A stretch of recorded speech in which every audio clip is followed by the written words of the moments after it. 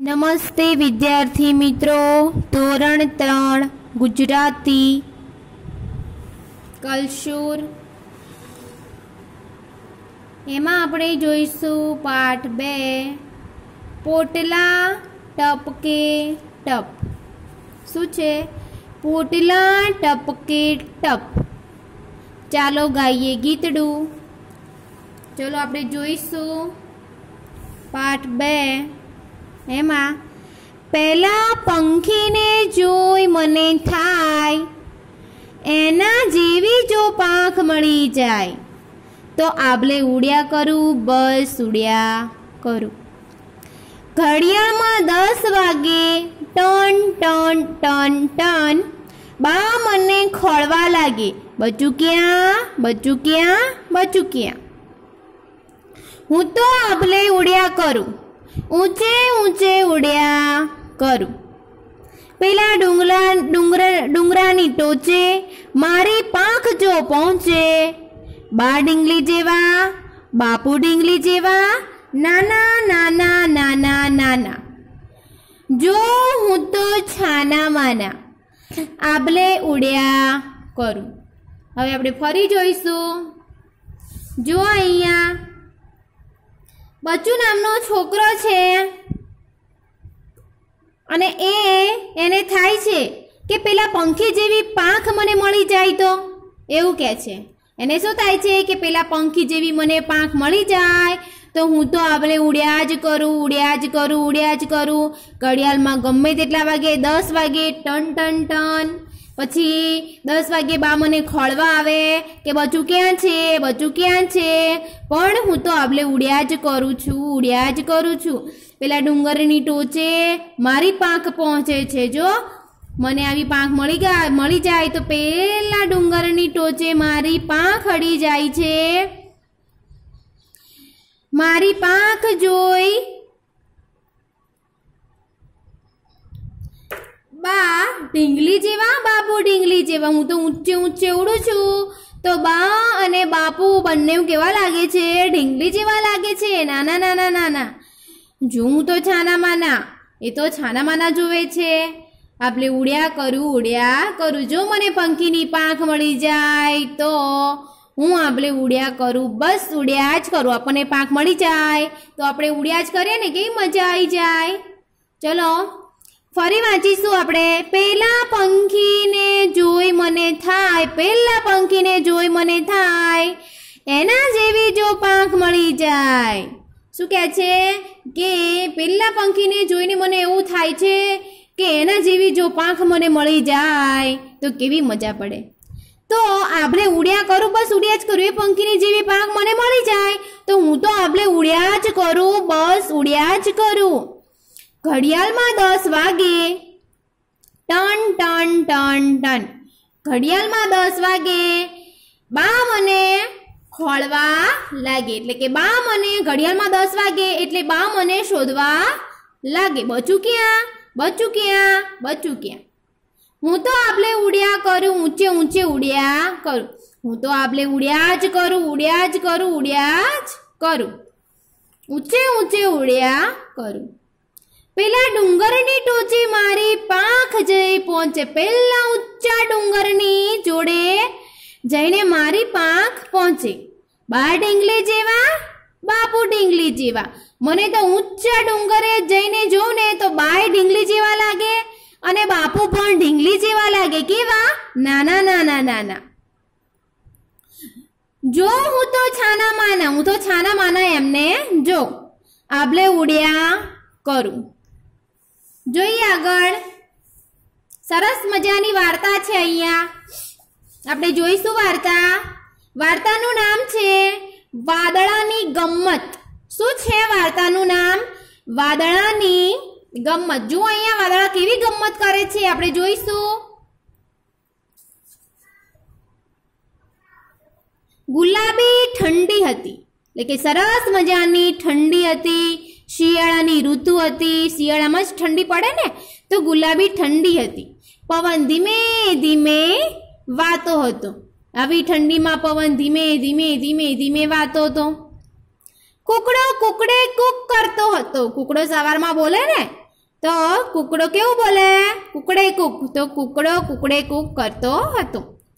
તે વખતે કેટલાક વાદળાને આકાશમાં ફરવા નીકળવાનું મન થયું. એ વખતે ઘણા બધા વાદળાઓ આકાશમાં હતા. તો એ વાદળાને ક્યાં ફરવા નીકળવાનું મન થયું? આકાશમાં ફરવા નીકળવાનું મન થયું. એક નાનું વાદળું બોલ્યું. શું કહે છે વાદળું? જોઈએ. વાદળું કહે છે, આ રાત અહીંથી જાય તો અંધારું મટે. શું કહે છે? કે આ રાત અહીંથી થાય તો અંધારું જાય અને અજવાળું થાય. આપણે સારા સારા કપડાં પહેરી ફરવા જઈએ ને ગમત કરીએ. નાનું વાદળું શું કહે છે? કે આ રાત અહીંથી જાય તો સારું, અંધારું મટે અને આપણે સરસ સરસ મજાના સારા સારા કપડાં પહેરીને ફરવા જઈએ ને ગમત કરીએ. એક મોટા વાદળાએ દીવો સળગાવ્યો. બધા વાદળાએ કપડાં પહેરવા માંડ્યા. કોણે દીવો સળગાવ્યો? તો જોઈએ, અહીંયા મેં લીટી કરેલી જ છે. એક મોટા વાદળાએ દીવો સળગાવ્યો. એક મોટા વાદળાએ દીવો સળગાવ્યો એટલે બધા વાદળાએ કપડાં પહેરવા માંડ્યા. અંધારું હતું એટલે એણે વાદળાએ દીવો સળગાવ્યો એટલે બધા જે નાના નાના વાદળા હતા એ બધાએ કપડાં પહેરવા માંડ્યા. કપડાં પહેરવા માંડ્યા. રાતા, પીળા, ગુલાબી, જાંબલી એમ રંગબેરંગી કપડાં પહેરીને વાદળા ફરવા નીકળ્યા. જુઓ, અહીંયા વાદળાએ કપડાં પહેરવા માંડ્યા હતા તો અલગ અલગ રંગના કપડાં પહેર્યા હતા. કયા કયા રંગના કપડાં પહેર્યા હતા આપણે જોઈએ. રાતા, પીળા, ગુલાબી, જાંબલી એમ રંગબેરંગી કપડાં પહેરીને વાદળા ફરવા નીકળ્યા. કેવા કપડાં પહેરીને વાદળા ફરવા નીકળ્યા? રંગબેરંગી કપડાં પહેરીને વાદળા ફરવા નીકળ્યા. નીચેથી લોકો કહેવા લાગ્યા કે સૂર્યોદય થાય છે. નીચેથી જમીન પરથી, ધરતી પરથી જે લોકો હતા એ બધા કહેવા લાગ્યા કે શું થાય છે? સૂર્યોદય થાય છે. દીવાની જ્યોત મોટી થઈ એટલે કેટલાક વાદળા પીળા અને ફિક્કા થઈ જવા લાગ્યા. આ વાદળાએ દીવો સળગાવ્યો હતો એટલે આ જ્યોત કેવી થઈ? દીવાની જ્યોત મોટી થઈ. કેવી થઈ? મોટી થઈ એટલે કેટલાક વાદળા પીળા અને ફિક્કા થઈ જવા લાગ્યા. તેમણે પેલા મોટા વાદળને આ વિશે ફરિયાદ કરી. જો જે પીળા અને ફિક્કા થઈ જવા લાગ્યા હતા એમણે એક મોટું વાદળ હતું, મોટા વાદળને જઈને ફરિયાદ કરી. કેવી ફરિયાદ કરી આપણે જોઈએ. મોટા વાદળે કહ્યું, બધા વાદળા ભેગા થઈ જાઓ. શું કહે છે? મોટું વાદળ જે હતું એ શું કહે છે? કે આપણે બધા વાદળા ભેગા થઈ જાઓ અને દીવાને કહી દો કે એનું એકલાનું અહીં રાજ નથી. શું કહે છે? મોટું વાદળું શું કહે છે? કે બધા વાદળા આપણે ભેગા થઈ જાઓ અને એને કહી દો દીવાને કે એના એકલાનું અહીંયા રાજ નથી. બધા વાદળા ભેગા થઈ જવા માંડ્યા.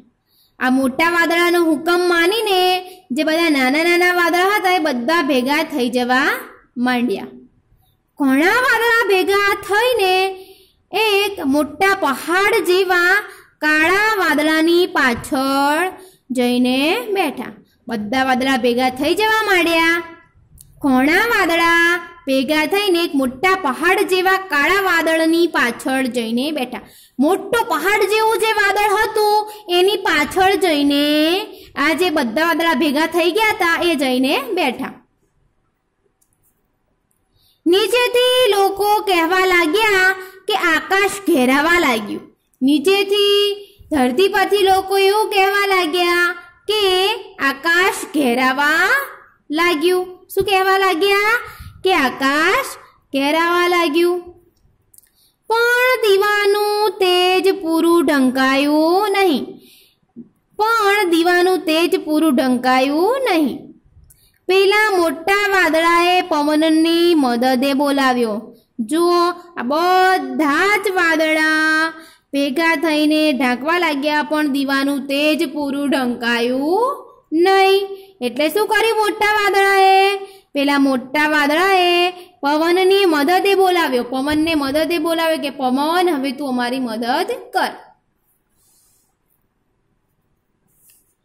પવને તો એ ગમતું હતું, પવનને તો એ જ ગમતું હતું. પવનને તો પવન જે આવે એ તો આપણને ગમે જ, પવનને તો એ જ ગમતું હતું. તેણે તેનું કામ શરૂ કરી દીધું. નીચેથી લોકો કહેવા લાગ્યા કે વાવાઝોડું આવ્યું. જો પવન વાતો હતો બરાબરનો, એટલે નીચેથી લોકો શું કહેવા લાગ્યા કે વાવાઝોડું આવ્યું. હવે વાદળા પવનની ગાડીમાં બેસી દોડવા લાગ્યા. જુઓ અહીંયા પવન આવ્યો એમની મદદે, પછી પવન થયો એટલે વાવાઝોડું, નીચેથી લોકો કહેવા લાગ્યા કે વાવાઝોડું આવ્યું. વાદળાને મજા આવી ગઈ. હવે વાદળા પવનની ગાડીમાં બેસીને દોડવા લાગ્યા. જે બધા વાદળા હતા એ બધા પવનની ગાડીમાં બેસીને દોડવા લાગ્યા. એટલે કે પવન આવે એટલે વાદળા કેવા જાય છે જુઓ છો તમે આકાશમાં દોડા દોડી, પડાપડી ને ધમાચકડી થઈ રહી. આકાશમાં દોડા દોડી, પડાપડી ને ધમાચકડી થઈ રહી. ધોળા, પીળા ને બીજા નાના વાદળાને મોટા વાદળાએ પોતાની ઓથે લઈ લીધા. જે મોટું વાદળું હતું એણે શું કર્યું? ધોળા અને પીળા ને બીજા જે નાના વાદળા હતા એની ઓથે લઈ લીધા. બધે કાળું કાળું થઈ ગયું. કેવું થઈ ગયું? આકાશમાં બધે કાળું કાળું થઈ ગયું. દીવો તો કોણ જાણે ક્યાં ચાલ્યો ગયો.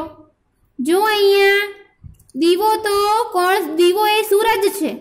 દીવો તો કોણ જાણે ક્યાં ચાલ્યો ગયો.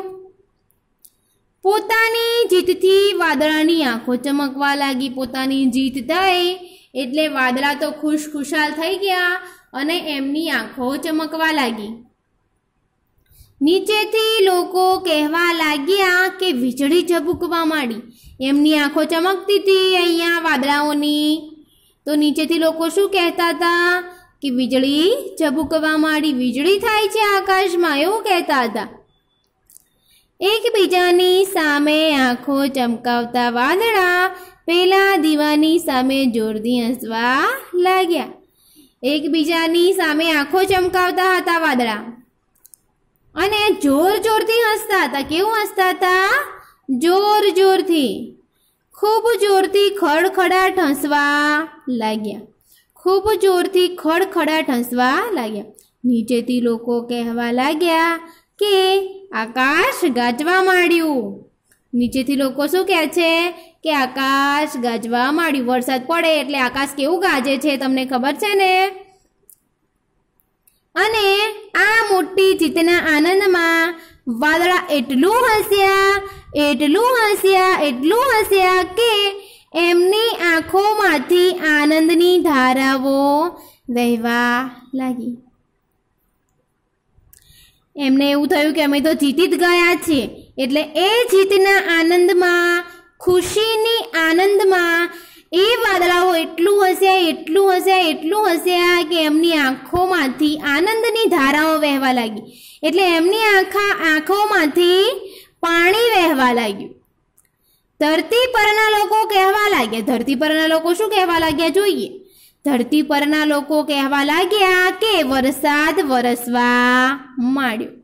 આ વાદળોની આંખમાંથી ખુશીના આંસુ નીકળતા હતા એટલે નીચેથી ધરતીના લોકો એવું કહેતા હતા કે વરસાદ વરસવા માંડ્યો. પછી હરી ફરી ગમ્મત કરી બધા વાદળા પોતપોતાને ઘેર ચાલ્યા ગયા. હરી ફરીને ગમ્મત કરીને બધા વાદળાઓ પોતપોતાના ઘરે ચાલ્યા ગયા. ધરતી પરના લોકો કહેવા લાગ્યા કે વરસાદ હવે બંધ થયો. ધરતી પરના લોકો કહેવા લાગ્યા કે વરસાદ હવે બંધ થયો. આ વરસાદ કેવી રીતે પડ્યો એ આપણે જોયું. વાદળાઓ સરસ મજાની આંખો ચમકાવી એમની જોર જોરથી હસવા લાગ્યા અને ખુશીના આનંદમાં એટલું હસ્યા કે તેમની આંખોમાંથી આનંદની ધારાઓ વહેવા લાગી અને વરસાદ પડ્યો. ફરી વાંચી લઈશું આપણે આખી વાર્તા. વાદળાની ગમ્મત. ગુલાબી ઠંડી હતી, પવન ધીમે ધીમે વાતો હતો, કૂકડો કૂકડે કૂક કરતો હતો. તે વખતે કેટલાક વાદળાને આકાશમાં ફરવા નીકળવાનું મન થયું. એક નાનું વાદળું બોલ્યું, આ રાત અહીંથી જાય તો અંધારું મટે.